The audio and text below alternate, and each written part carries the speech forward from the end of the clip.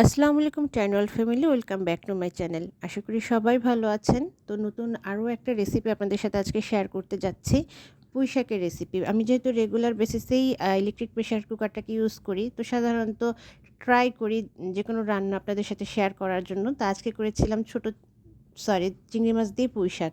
আমার বাসায় ছোট চিংড়ি ছিল না, তো বড় চিংড়ি দিয়ে আমি রান্নাটা করেছি। সাধারণত ছোট চিংড়ি দিয়েই করে থাকি। তো প্রথমে আমি খুবই সামান্য পরিমাণে তেল দিয়েছি, কারণ এই প্রেশার কুকারটাতে তেল আসলেই খুব কম লাগে। যারা ইউজ করেছেন তারা আমার সাথে এগ্রি করবেন যে তেলের ব্যবহার আগের থেকে অনেক কমে গেছে। তো সামান্য পরিমাণে তেল দিয়ে আমি দিয়েছি কুচিয়ে রাখা পেঁয়াজ, কাঁচামরিচের ফালি, কয়েকটা বড় চিংড়ি মাছ, আর রসুন কুচোনো ছিল না, আমি বাটা রসুনটাই ব্যবহার করেছি।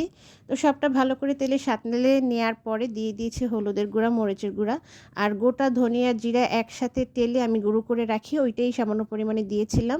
তারপরে শাকটাকে দিয়ে আমি একটু ভালো করে নেড়ে চেড়ে মিশিয়ে নিচ্ছি, আর মাঝখানে লবণটা চেক করে নিয়েছিলাম, আরও একটু লবণ দেওয়ার দরকার হয়েছে। এই পর্যায়ে আমি আবারও সব কিছু নেড়ে চেড়ে খুব ভালো করে মিশিয়ে নিচ্ছিলাম, আর নাড়ানোর মধ্যেই কিন্তু শাক থেকে পানি ছাড়ছিল। আমি কিন্তু বাইরে থেকে এক্সট্রা কোনো পানি অ্যাড করিনি, পুঁই শাকের থেকে যে পানি বের হয়েছে ওইটা দিয়েই আমি রান্নাটা করেছি। তো ভালো করে নেড়ে চেড়ে মিশিয়ে নেওয়ার পরে আমি ঢাকনা দিয়ে ঢেকে দিয়েছি, আর আমি ফিশ মুডে 5 মিনিট এটা রান্না করেছি। তো 5 মিনিট পরে যখন ভিতরের বাষ্পটা বের হয়ে গিয়েছে, তারপর আমি ঢাকনা খুলে খাবারটাকে একটা সার্ভিং বলে সার্ভ করে নিয়েছি।